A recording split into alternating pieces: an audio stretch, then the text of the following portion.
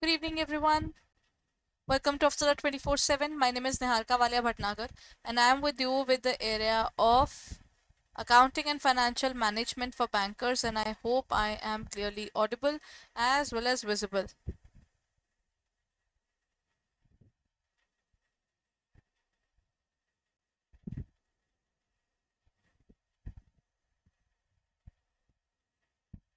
Everyone, please confirm if I'm audible to you.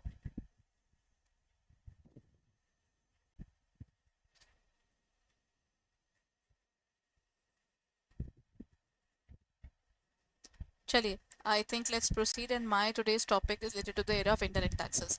In the last class, I've talked about the area of direct taxes, and today we are talking about indirect. What is the difference between the two? Direct is basically the one in which your money is taken away from you directly. In this case, one particular thing that happens is you don't really take away the money from someone directly. Okay. All sorted, everyone. Please confirm if I'm audible clearly. And please share the session among your peers right away so that maximum people can join in, and click on the like button as well.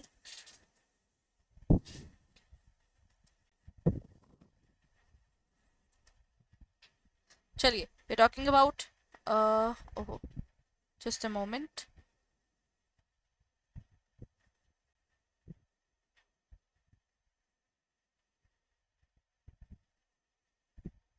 Today it's about goods and service tax.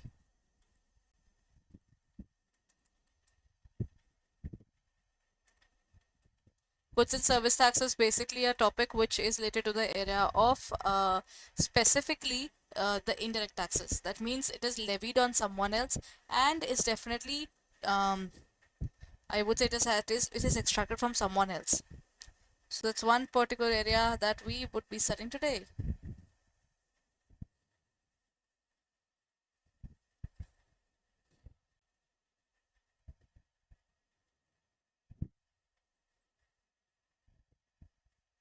Chaliye. Now, when we talk about goods and service tax, how do we define the specific taxation system? This is very different from that of the direct taxation that we talked about. Though this is also something which I can say is compulsory. There is no point that you can say कि नहीं, I would like to buy a pack of chocolates or I would like to buy an AC, but I don't want to pay GST. Though this can be done unethically, but ethically this is not allowed. That is actually illegal. So how do we define it? Taxation is the process adopted by the government to levy and collect the taxes from individuals. They are imposing the taxes on us and they are collecting from individuals, from businesses, as well as other organizations in the country. So it plays a very important role in the economy as well. They collect the tax and they put it in the different areas of the economy, and then that is how the development of the entire economy takes place. है ना? So let's talk about the basics first. What is the difference between the two? Direct and indirect tax. GST is an indirect tax. How is it different from that of direct taxes, everyone? Number one, direct taxes. If they were levied on you, the money is totally recovered from you only, na? Tax is levied directly on the income or the wealth of the individual entities. In terms of indirect taxes, they are levied on someone else, but yes, they are recovered by someone else. Then comes the burden of tax. What is the burden of tax, everyone? The burden of taxes fall directly on the person who's actually receiving the income. If you are earning, you are the one who's paying the tax. But surprisingly, in this case, that doesn't happen that way, right?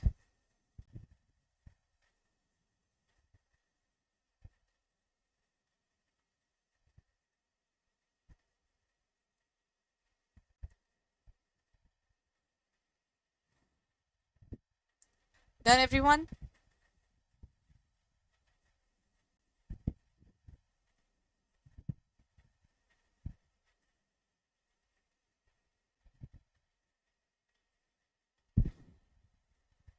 Chali. Now comes the next area that is called transferability.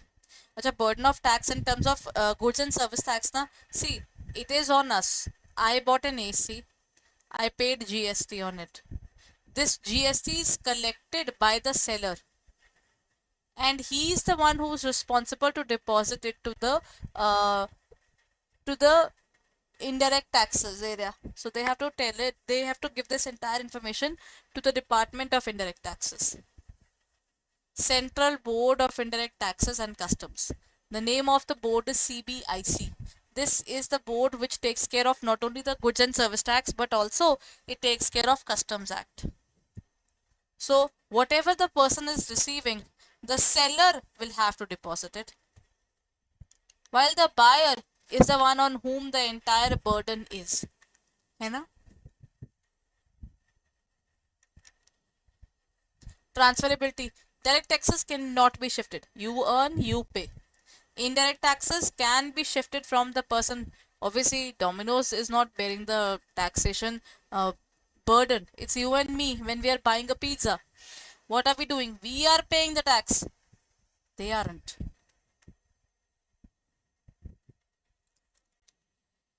What are the various examples of direct taxes? Direct taxes are of many types. That includes income tax, corporate tax, wealth tax, property tax. Though in our syllabus they have just covered income tax, thankfully. Rest of these things are not done. Then STT. Security transaction tax is levied when we are buying some kind of securities.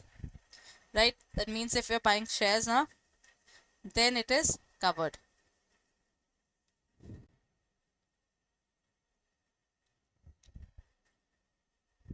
Okay.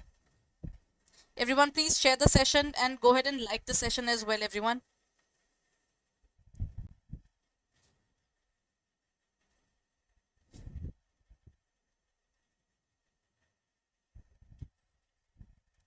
Now, while in terms of indirect taxes, we have sales tax. We have the taxes which are related to the specific area of goods and service tax. Goods and service tax is still there. GST is there. Rest every other indirect taxes have been removed altogether, and even custom duty is there. Earlier, excise duty was also there. VAT was also there. VAT, central taxes. There were many. CST was there. Central sales tax. All these taxes were subsumed, and then came GST. Okay. Then comes the topic of collection mechanism. What do you mean by collection mechanism? See, you are earning the income, you pay it. है ना?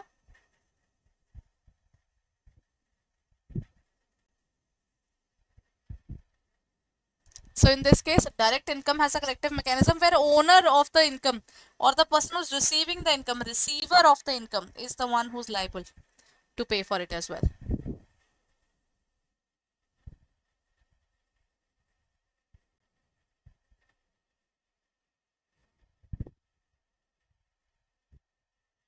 Then indirect taxes are basically intermediaries. The seller will be depositing it on my behalf. I won't be doing it, na. My seller will be doing it. If I'm buying a good, then it is collected from me though, but it is given at the top by someone else. Then impact on economic behavior. I think on the economic behavior, direct tax plays a very important role. This is the money that is used to pay to the paid for the economic developments. Not only the economic developments, this is very, very important for the entire world to get the money from their people. Like India has infrastructural issues, India has poverty issues. So the more money they can grab out of the people who have, then they can serve the have-nots a little better. Indirect taxes, though these were introduced for multiple reasons, and one of the reasons GST was introduced was to curb the inflation, where it has failed definitely, but this thing happens. Okay? Indirect taxes are collected by intermediaries. Intermediaries means the middle people, retailers, end consumers, and even the then re-remitted to the government. That means ultimately whosoever is collecting the funds, they have to go to the government and tell them that this is the particular organization from whom I have collected the GST. And since you have been on the applicability list of GST, that means you need to have your own GST number. That is GST, Goods and Service Tax Identification Number. They call it GST IN.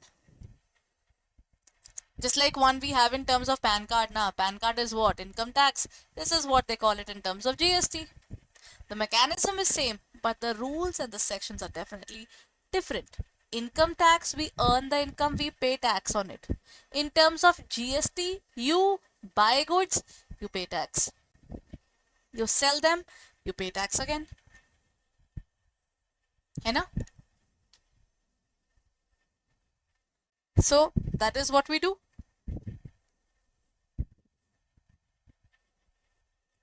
Then we have the specific area of administrative complexity. I think GST is somehow simpler. It is simpler. The number of returns in this case is definitely more, but theoretically we still say this is simpler than that of the goods and the direct tax, because direct tax is extremely extensive. It is so extensive at the word level altogether in our country. Even if I talk about GST, GST is not something that India has accepted for the first time. There are many other countries which had way longer. They have spent good amount of time already after implementing their GST. So there were benefits of GST in terms of compliances and in terms of inflation areas. In our country, it has been a little slower, I would say, but there are multiple reasons behind it, right? More or less, many of these reasons we come to know once the economy is hit by some trouble. So then we realize that nahin, our economy is ready or not. That is based upon the surprise test that is given to the organization. So I think when we talk about the problem there, the administrative complexity of direct taxes is more compliance based. There's a lot to follow in terms of that area, but thankfully GST has lesser compliances. This is not true. They have more compliances at this point of time, right? If you have a good big company, then you have to file the quarterly returns, you have to file your monthly returns as well, and then you have to file your annual returns as well. There are multiple challenges, and registration is required for each and every state separately. So if I'm dealing in Punjab, Haryana, and one more place there, if I talk about Himachal Pradesh, three states which are actually just adjacent to each other. They are clear-cut neighbors. And even if you have one particular place in one part of the country to work in another part, you also need to have a residence there.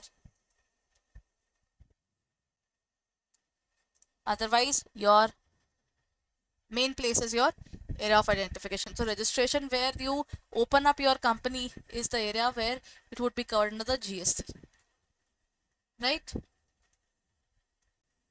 Everyone, what is goods and service tax? Goods and service tax is a tax which was introduced in 2017, on that too on July 1. Normally, all these are introduced from 1st of April.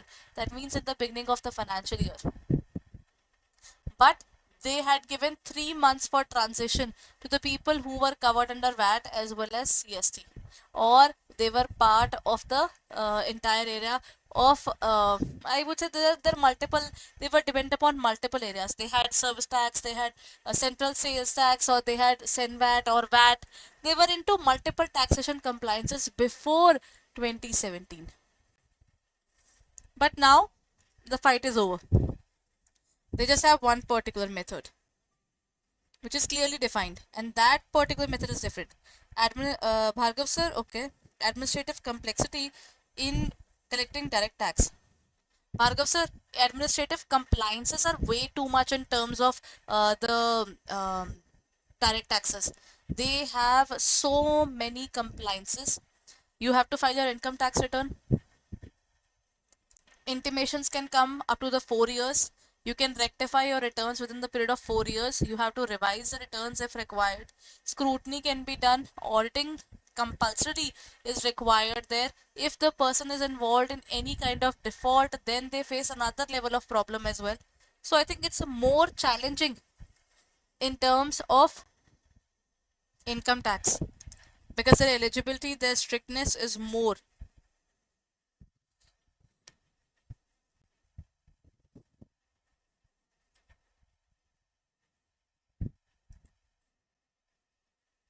Done?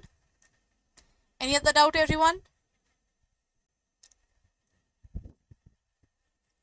Chaliye, I was talking about the GST there. Let's talk about the GST further. Just a moment, please.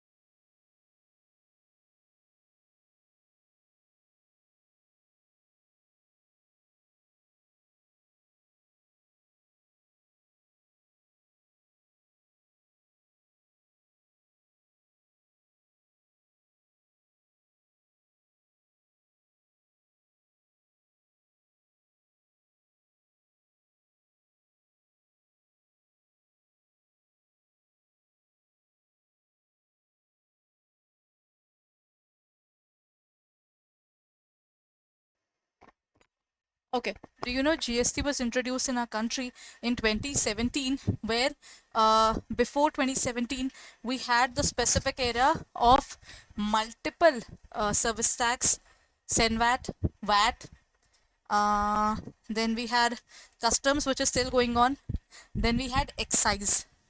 So I think before 2017 there were multiple um, tax compliances that we had to maintain. One of the basic problems with these multiple taxes was that if we had multiple taxes na, there was no problem, Bhargav sir. There was no centralization. That means I can tell to VAT that I spent this much amount of money. I can tell something else to income tax department, and trust me, nobody is going to check whether they match or not. That's the worst part that used to be there in GST, in the previous taxes. Recently, in 2016, we had the specific area of conversion of our working into okay. In 2016, we introduced demonetization, right? November, that was November 8th when they introduced it, and then uh, on 1st of July 2017, this particular law was also applicable. Everybody was given 3 months for the conversion. So this was a significant step which they took. Indeed, it was. There were multiple taxes. All the taxes were subsumed and one particular taxation system was accepted, making indirect taxation more transparent for the consumers. Now there is more or less transparency, and somehow, if I really have to raise a question on these things now, that is, when GST was introduced, it was said to be some taxation which will definitely curb inflation, but that didn't happen that way. Unfortunately, when we talk about GST, it didn't had this kind of thing. GST was somewhat that kind of situation where they didn't have a curb to inflation. Rather, if you go through the GST basics now, The maximum amount of GST that can be introduced as per the law is 40%, and currently our maximum slab is of 28% that we pay on our phones, as well as we pay the same amount in terms of our ACs. All the luxury goods which they confirm in terms of their list, they put a tax of 28%. Acha, administration has become simpler because it is under CBIC, Central Board of Indirect Taxes and Customs, and scope. It is levied on a. I think I would say this is levied on all the transactions. So I think being in this particular GST mechanism, na, it was said to be easier than complying multiple laws. Though if you go to the specific area for the bigger companies, it is more challenging because they have to file their input returns, output returns, then monthly return, quarterly return, as well as they have to prepare their annual returns as well. So there are multiple level of compliances, and somehow if you have your offices in more than one particular in one particular state, then you have another level of problem because every single state requires separate registration under GST. So it's easier said than done. So what are the various types of GST, everyone? If I talk about the types of GST, it is of the following types. GST when it is interstate, that means there are two states, state A and state B. If it is between two states, then the IGST is levied. IGST is basically the tax which goes directly into the treasury of the central government. Central government says if we give this particular opportunity to two different states altogether, they will be like, this money belongs to me, this money belongs to me. So they say if it is between two states, there should not be a fight between them. So they introduced IGST, that is Integrated Goods and Service Tax. While in terms of intrastate, intra means within. In terms of intrastate, we have SGST, CGST and UTGST. See, state SGST and CGST, either these two are levied or CGST and UTGST are levied. So it can be this or this combination. You have two combination. Any of these combinations can be taken up. SGST and CGST or UTGST and CGST. The point is, if we talk about UTGST, UTGST is applicable on the UTs, that is Union Territories of a country. Yeah? But except the two, that is not applicable on two there, that is your Delhi and Puducherry. Despite being states, there is, despite being UTs, they are still they are levied SGST on it instead of UTGST. It's a destination based tax. Wherever you provide the goods, that is the place where will be the difference coming up. Destination based tax. The tax is destination based means that in this case one thing is clear, that whichever particular person is receiving the good, that is the place where taxation is to be levied. Then revenue allocation, this money is, see, if you talk about it, more or less the maximum part of it goes to the center. This IGST goes totally to the center and CGST also goes to the center. That means if it is within the state, even the trade is between the state, then 50% of the revenue goes to the center and remaining 50% goes to the states. So that means the chunk that the states were making earlier, it is all gone now. Right? That is a part there. Then an important area is GST Council. This council is a governing body and Union Finance Minister is its chairman. This kind of question can come in the examination. Who is the head of GST Council? What is the purpose of GST Council? They're the ones, they provide recommendations. Council, they give advices and recommendations regarding the goods. Whether the goods are to be, whether GST is to be applicable or not, or you want to reduce the rates, you want to increase the rates. All these things are covered in this area.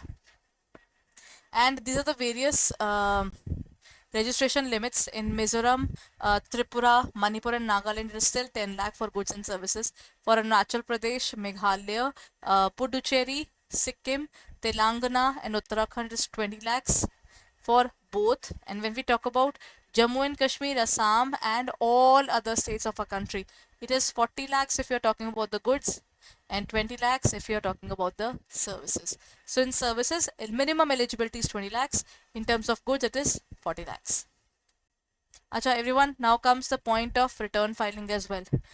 I told you there are multiple forms. In the book they had given only about 2-3 forms. So all those forms are to be learned, and it is compulsory for you to learn them by heart, because I believe they can put up these kind of questions in the examination. From the last few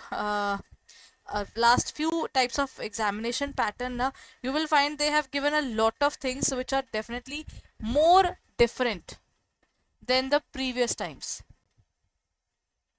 That means they are giving the questions based upon sections, based upon chapter numbers, based upon terminologies which they were not asking earlier about. So that part is definitely there. Done?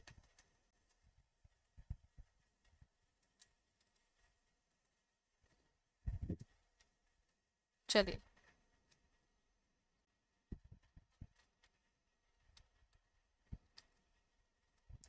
Then what's going to be the answer? In terms of return filing, the returns are to be filed under the different area. If the organization is having more than 1.5 crores, then GST R1 and GST 3B is to be filed. Okay? Then monthly return is under R1, and quarterly returns for registered persons. Matlab if the person is already registered and they're talking about their quarterly returns, it is for GST 3B is also there. Quarterly return with aggregate turnover of 1.50 crores GST 3B is filed. And then we have the system requires that one must actually enter the details in return GST R1. So they can ask you the questions based upon these numerical area. There's the names of these forms as well. It's a very important area. Then everyone, any doubts in the content area that we have studied? Shall we proceed and start with the MCQ area? Bhargav sir, everybody else who's there in the class?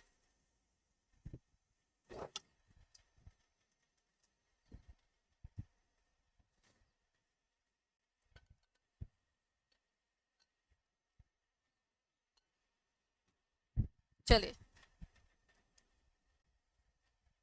Let's look at the practice questions, everyone. And please go ahead and answer. Whatever your answer is, you can write in the comment section. If you find any question which you're not able to understand, then feel free to have a word with me regarding the same.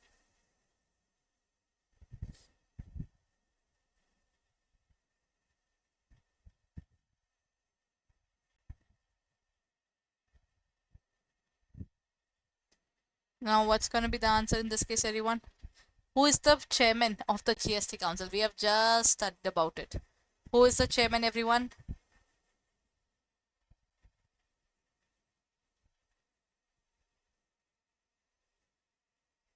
Prime Minister, Union Finance Minister, Minister of the State, or State Finance Minister? Everyone, what's going to be the answer?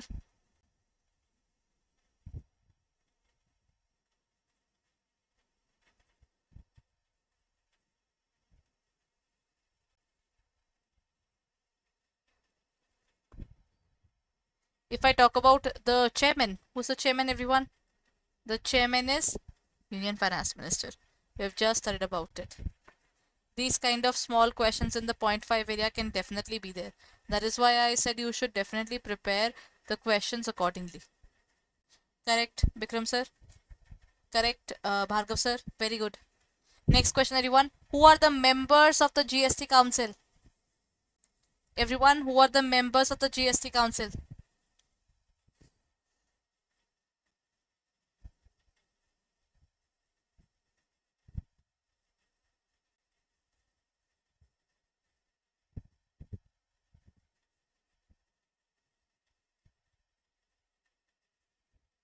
Who are the members? Prime Minister and Union Finance Minister, Union Finance Minister and the State Ministers, or Union Finance Minister, State Ministers, as well as Minister of State, Revenue and State Financial Ministers. Last is Prime Minister, Union Finance Minister, and State Chief Ministers.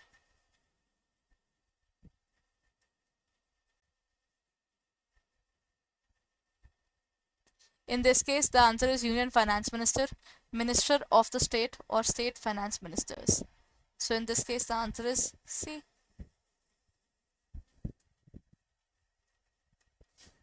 Who is required to file the monthly returns under GST? Everyone who files a return. That is supplier opting for composition scheme. Composition levy scheme is where you are a small shareholder and you don't want to go through the compliances a lot. So that's why you opt for an easier way, that you pay the GST, you will not recover it from people. But provided you are getting the relief from the compliances that you are doing. Then input service distributors, IST. Achha, everyone, if one of the head offices of SBI is there in a certain area, whatever services they are getting on behalf of this their different branches, what will they do? They'll provide the services, and then the GST applicable there would be partially left out.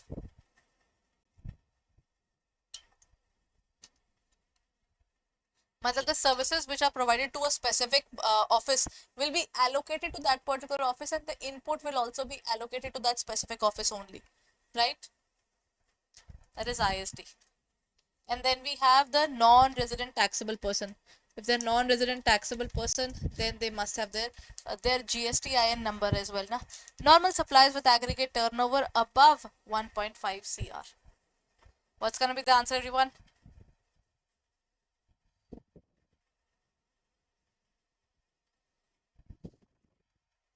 Very quick answers.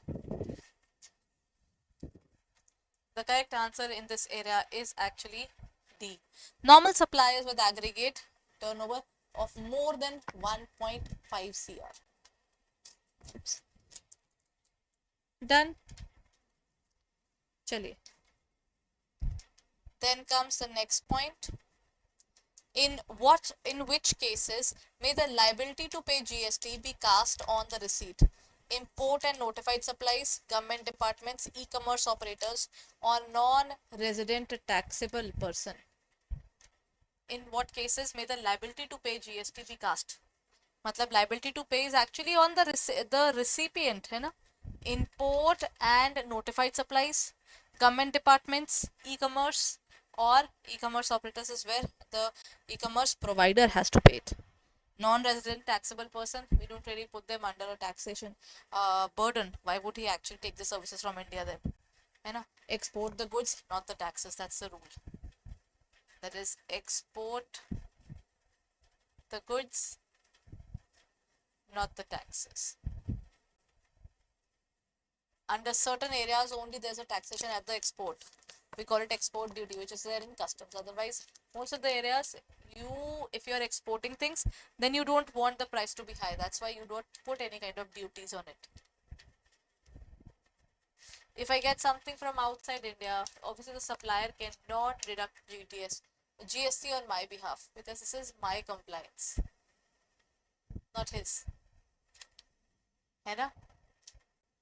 So in this case, the correct answer is going to be imports and notified supplies. The person who's getting it files a return.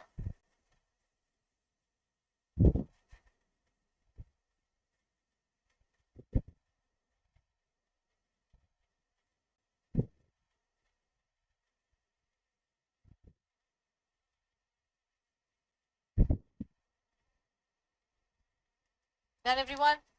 Let's move on to the next question. How does the GST ensure that there is no tax on tax?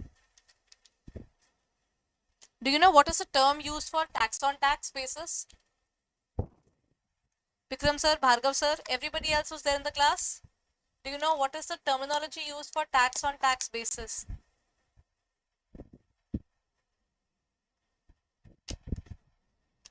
That particular terminology is called cascading effect.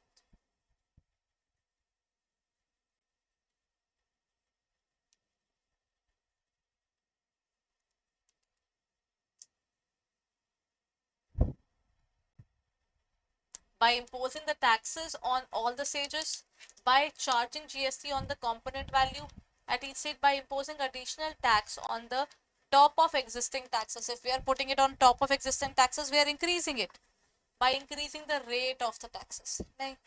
The best thing is, if you got me something for rupees 100, then I would have paid the GST. You are also done with the then you are also leaving for your work. It is all sorted.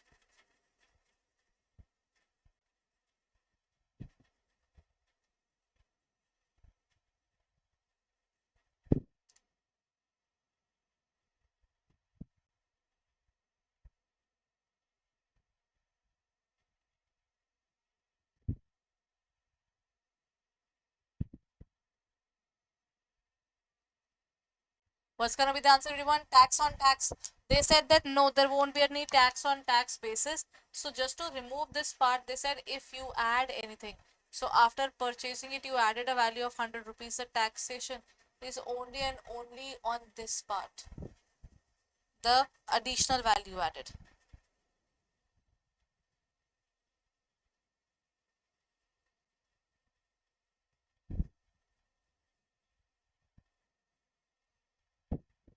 Done. In this case, the correct answer is what? B. That's correct, Bhargav sir. Vikram sir, correct. The answer is actually B. You went for the correct answer.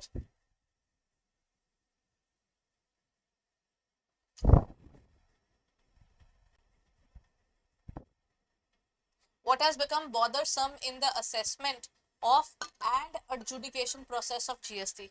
Actually, the adjudication process of GST is also not very easy. It increases the efficiency, multiple adjudicating authority, or contradiction in opinions from different adjudicating authorities, or simplification of procedures.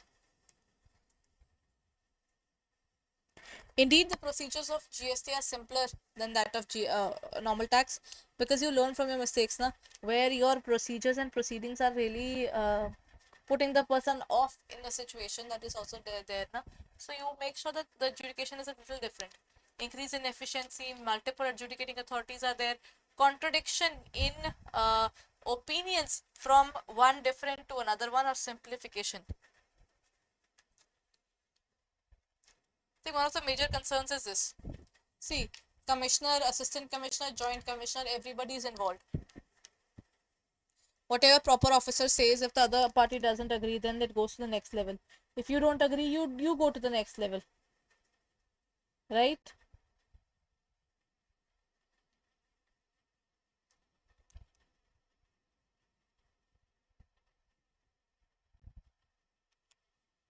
Chali, let's look at the next question then. Under GST, who is responsible for assessment of the banks or in different states? Central government, state regulators, GST council, or RBI? In terms of banks, everyone. Acha, explain again. Just a moment, sir. Cascading effect. Acha, what has become bothersome? What has become problematic? The point which has become problematic is there is an assistant commissioner, there is a joint commissioner, and this is a service. In terms of services, the provision of the services cannot be ensured in a proper way that this is the particular service for which we are providing it. If we talk about even the GST, the problem is it can happen that the top level authority, they have different people involved. That is, proper officer is there, then you have assistant, joint, deputy, additional commissioners in terms of their positions. All these people are taking care of it. The more cases that are coming in, the courts definitely decides the particular, the tribunal courts, na? Then they also define that particular area, na? They can have different values, they can have different answers. Okay, they can have different viewpoints regarding GST taxability. So that is why they can say one of the problems of GST is when the adjudicating things are under process, now if you have that part, then you have to face a lot of delays. Tax on tax. Acha, sure sir. If I buy something for rupees 100, na, say I bought something for rupees 100, then I added the value of profit rupees 10. Now it is at 110. I sold it to you for 110. Then, but I have to pay GST on it as well. GST at the rate of 10% is going on, say. So in this case, the price would be 110 plus 11. It is currently at 121. But in this case, only the value added has to be seen. In this case, the price of the good was 110. You add the value you added. For example, 100 rupees. So now it is of 210. Then you put the profit into it. The profit is say 10 rupees. Now it is of 220. But the previous shareholder had paid 11 rupees as GST. है ना? The taxability of GST in this case was actually 22 rupees. The liability of the second case, which is 22, is set off against the amount which A paid. Value addition means whatever value you are adding. Taxation is only on that part. The tax which is paid by the previous person in the chain of command is considered.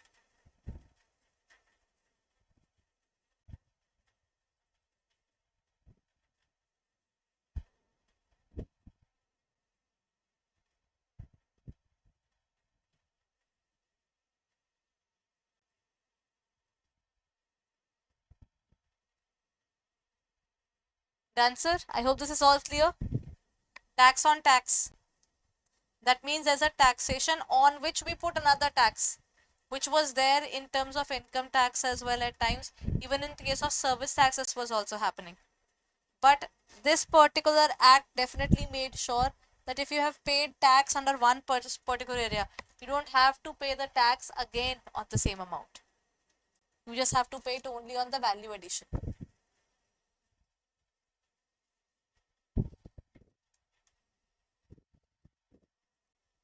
Done, sir?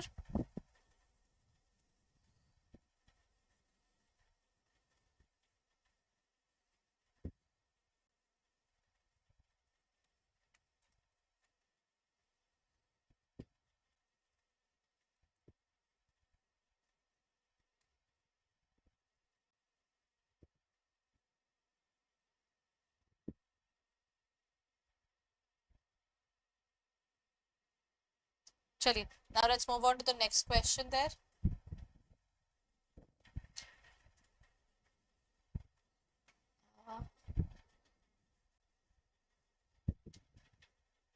Bothersome wala question was done.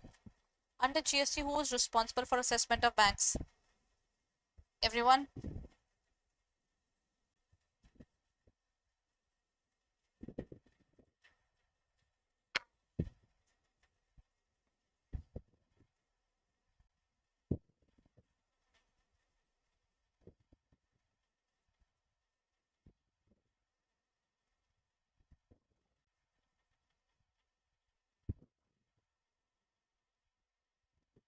Under GST, who is responsible for the assessment of banks?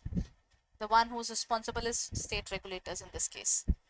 Because you are looking at different states altogether, every state has their own regulator in terms of GST. Right? So answer in this case, in terms of GST, yeah, not everything else.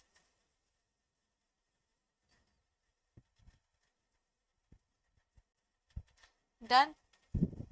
It is B. Acha, what compliances revenue recognition for account linked financial services under GST?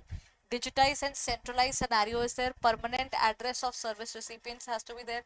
Current address of service provider or communication address of service provider. What compliances revenue recognition for account linked financial services under GST? Everyone, what's going to be the answer?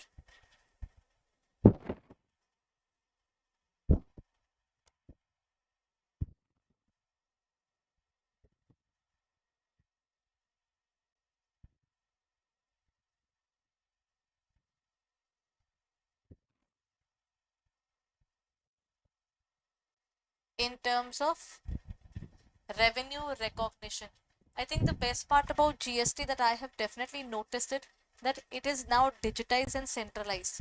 Now you cannot fool someone You said that I'm bringing something from Punjab and you're bringing something from Gujarat. You know, it can just happen in any of these scenarios, that any kind of these things can be traced in a very easier format by using the e-way bill to see from where the bill is generated and where it is going. E-way bills are launched. So any organization's commercial vehicles can be checked through it, and they're allowed to pass only if there is no such problem. Then what's the specific area?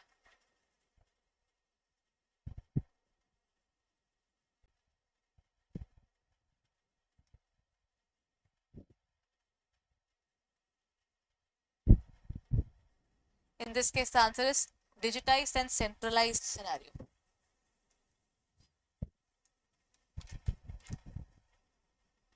Done? Bhargav sir? It is actually A. Very good, Amol sir.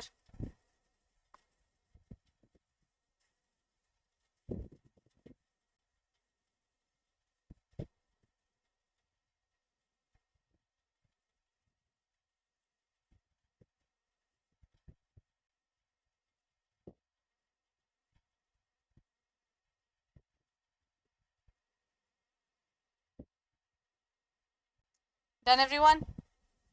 Let's look at the next question. Everyone, please keep on sharing the session and don't forget to like it as well. What is the impact of GST on actionable claims? If I'm supposed to get money from Mr. X, then how does GST affect it? They are no longer considered as services. They are considered in the supply of goods. They are exempt, or they are taxed at lower rate under GST.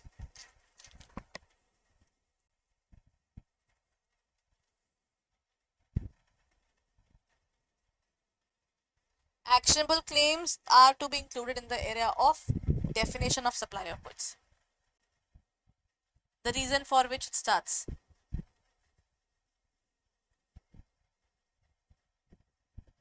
Okay?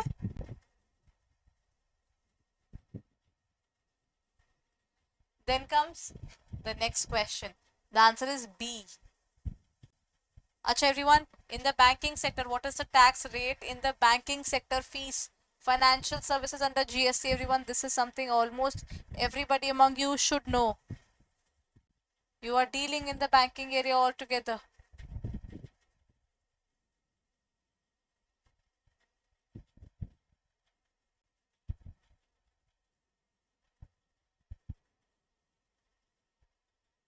What's going to be the percentage, everyone? 5%, 12%, 18 or 28?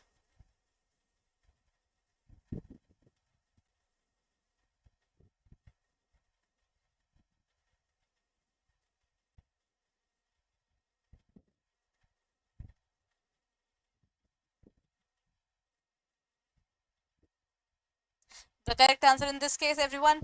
Correct, sir. Very good. It is actually C. That is 18%. In the banking area, it is 18%. Do you know what are the various slabs? The various slabs under this area is 0%, 0. The answer is 0, 5, 12, 18, 28. When I was learning it, I learned this entire particular um, technique with the use of a specific terminology which I created in Hindi. In terms of Hindi, the entire portion in Hindi counting it like 0, 5, 12, 18, 28. So there was a little rhyming scheme, so that's why I learned it in Hindi. You can learn all these slabs in your own way, right? But the maximum is 28%. Amol sir, Bikram sir, Bhargav sir, all sorted everyone.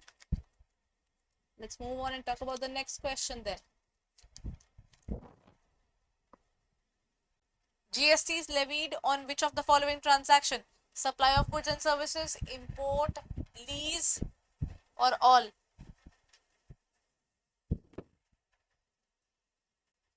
A very interesting and very inclusive question, I would say.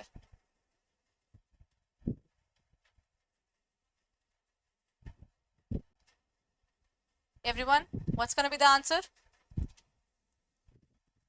GST is levied on what?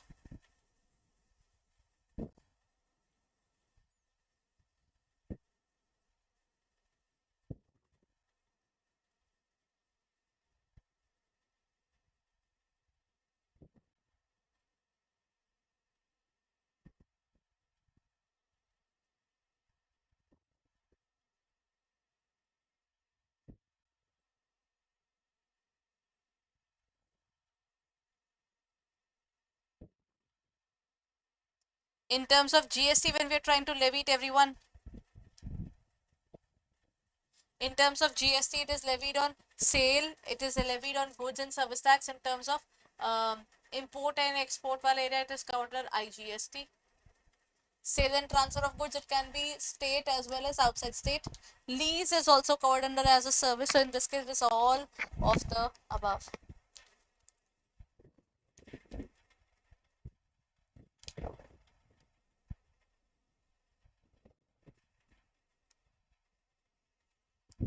Next point, which of the following items are not in GST regime, everyone? Alcoholic liquor, banking services, insurance or transportation?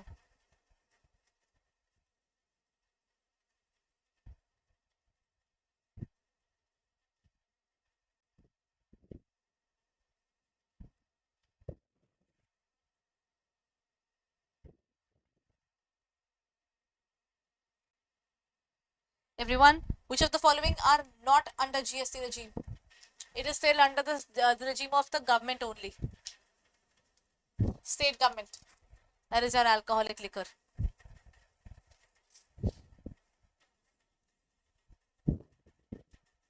It's the alcoholic liquor, everyone.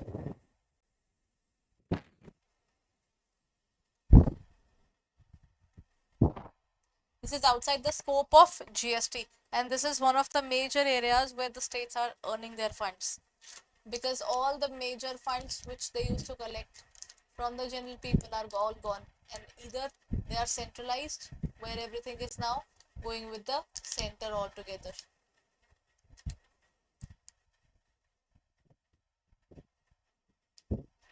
Done.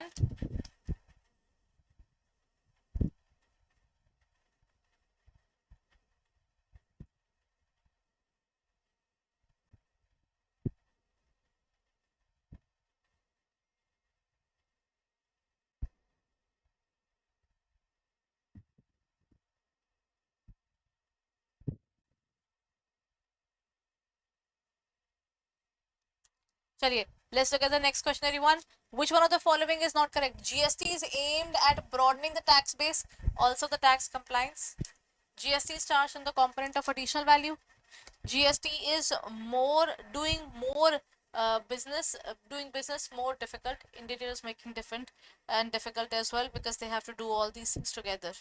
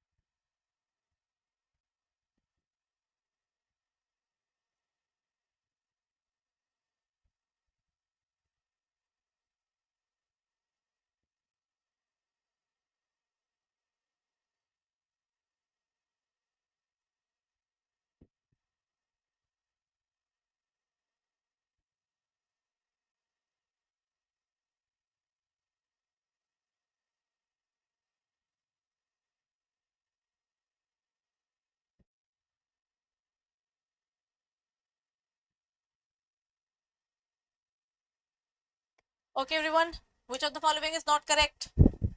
GST is aimed at broadening the tax base. It has definitely broadened up its tax base, because more and more things are added. GST is only on the component value. Again, it is only on one particular thing, that is the original value. है ना? That is the original value, everyone. Next point is GST has resulted in making the difficulty in business. That is actually true because the number of compliances have increased many-fold, but that is not what will give us the answer. Now, government, the GST ensures indirect taxes and rates. Technically, they don't say that they made a mistake in this case. So GST has resulted in doing more difficult. Technically, it has become more difficult, but we do not acknowledge this part. Okay, that's correct. Bhargav sir, Amol sir, Prateek sir, very good. Vikram sir, all correct. Which of the following erstwhile taxes have been replaced by GST? Sales tax, excise duty, and service tax, or all of the above? Quick and easy answer, everyone. I think if this kind of answer comes in the exam, then you definitely have made 0.5.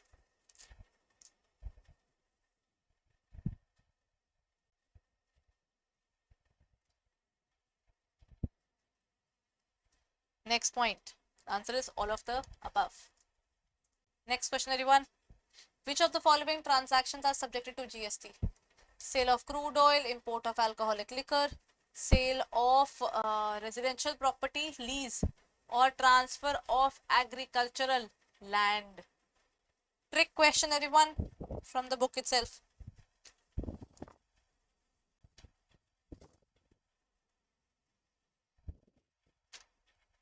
Everyone, what's going to be the answer?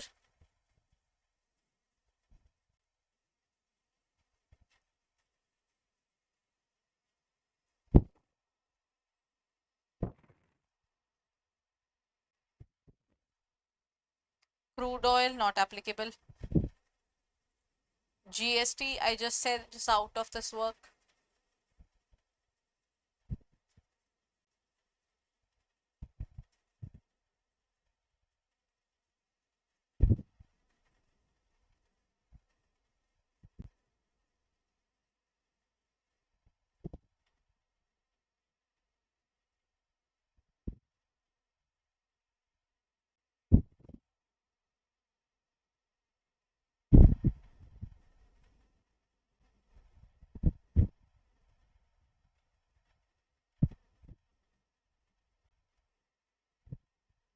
Everyone, in this case, the correct answer is lease of the residential property.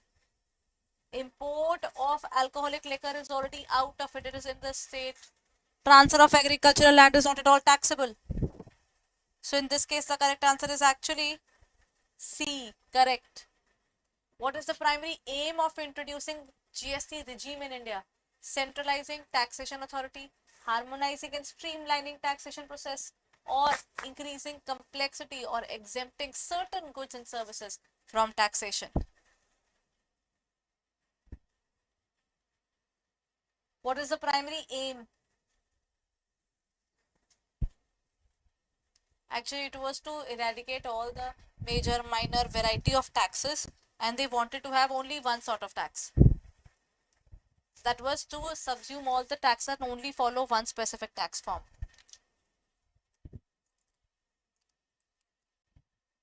So in this case, the answer is actually B. They wanted to harmonize and streamline the taxation process.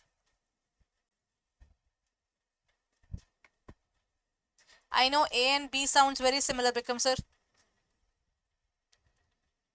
But B serves the particular point better because increasing complexity in taxation is definitely not there. Exempting certain goods, there are certain things which are outside the ambit of GST. There are certain goods which are seen but no duty is imposed. They're different. But we want to have a centralized system, na? There should not be any fight among the various areas altogether, which is not good. है ना? Acha everyone, what distinguishes indirect tax from direct tax?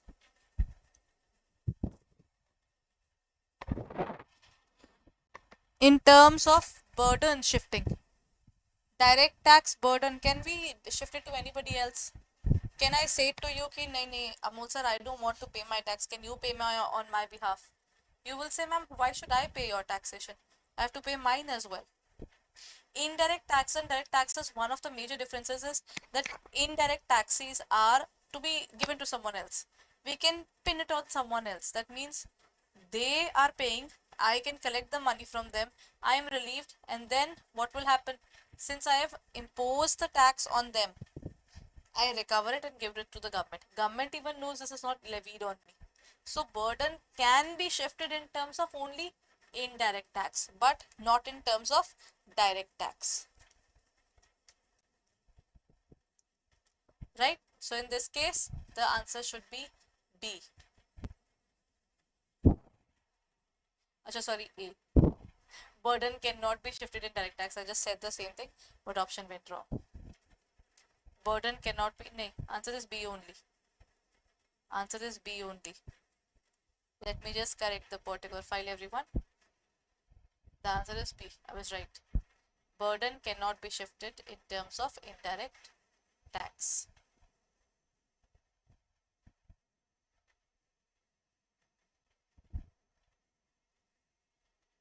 The answer is B only. Done? Acha, how can additional indirect taxes be harmful? On harmful commodities like cigarettes and alcohol be used? I think the point is people want to consume all these things. The government is just making sure that they make these things costlier. How do they do it? They are doing all this to encourage their consumption, to discourage, or to stabilize their prices, or to promote their production. This is an easier question, everyone. According to you, what's the answer? Why is it that these particular cigarettes and alcohols have been introduced additional indirect taxes? They have to pay their regular taxes, but they have to pay more tax as well. Tobacco, cigarettes, then alcohol, these things are given extra charge. States put it, then even in terms of the central government, they also impose these taxes. The basic reason is they don't want many people to actually go through the situation. They don't want to encourage the consumption. Very good, Pratik sir. This answer is B, to discourage their consumption, so that people don't buy it that much. Which tax is oriented more towards growth by discouraging consumption and by enhancing savings? Direct tax, indirect tax, both direct and indirect tax, or neither direct or indirect tax?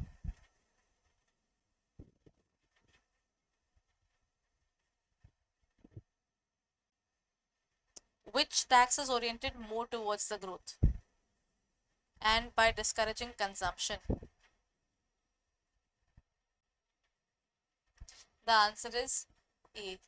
In terms of direct tax, they are basically saying that you need to see. If I tell you about, do you know many of us are having provident fund accounts? You know, you and I are having our PF account. We are putting our money every single year into it. Why are we putting our money into it, everyone? What's the reason behind it? The reason behind putting our money into PF is clear. Reason is we want to enhance our savings. Income tax department says, "Arey, you are saving PF, then this is a tax saving investment."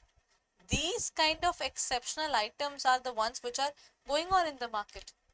So which tax is oriented more towards growth? It is tax saving area. That is indirect tax. Sorry, direct tax. Indirect tax doesn't really help you in terms of this. Rather, they are saying that you want to consume, go ahead and consume things, just pay a little more. Okay, everyone, this is it for the day. I hope the entire session was useful for you, and if it was, then please go ahead and like the session as well, and please share it among your peers.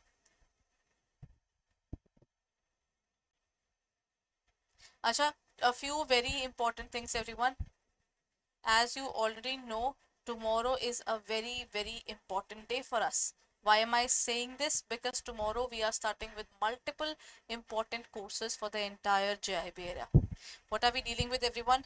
You have to go on to the area of www.adda247.com. As soon as you go on to this specific area, you will find our JIB wing. In the JIB area, you will find our crash course 2.0, which is being launched from tomorrow. That means tomorrow we'll meet in the JIB 2.0 crash course. Along with this, our AFM numerical excellence batch is also here. I'm sorry. English medium, bilingual, and numerical crash course.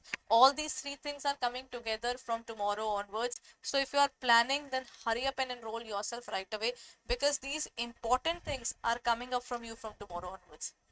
The same would be visible on our YouTube channel as well as in the paid portals. So everybody who's a part of Mahapack, be there in the classes respectively, and everybody who is planning to buy our courses, do not delay. This crash course is the last course that we are introducing before the examination. Only last batch that would might come up is the revision batch that comes just a few days before the examination. But to revise something, you need to know about it as well. Na? So if you are planning to buy all these courses together, it would be quite costly, because if you buy any of these, this is 5k and 1k. That means you have to spend 6k, and the validity for all these courses is barely 6 months. Maximum 6 months is there. And I think in this case, if I talk about the validity is only 6 months. Instead of this, if I tell you, we have a Mahapack. When we talk about the Mahapack, what do we say it? In the JAIIB May 2024, go and click on there of Mahapack 2.0. Under Mahapack, you get everything. Our previous batches, current batches, future batches, whatever we are coming up. That means it includes numerical batch, crash course, current going on, crash course 2.0, any other batches which are going on, or you can just use the code Y541 and get these courses. And you can use the code Y541, you can buy it for 6298.95. This is the perfect time to buy it. And if you buy it through our app now, you will get for 5999. That means it becomes more reasonable to you. So check it out on our website, on our app for further details, everyone, and hurry up. It is super important to start your preparation right away. Otherwise, this opportunity that you have got is definitely taking away out of your hands, which is definitely not worth it. You have got time, utilize it to the fullest, and use the code Y541 and get our courses right away. Done, everyone? Chaliye, that's it for the day, everyone. I'll be meeting you in this next session on Monday. I'm meeting you for the crash course 2.0 English medium as well as in the numerical batch. So please be there. If you're planning for any of our courses, this is the time where you should enroll and start studying. Thank you so much.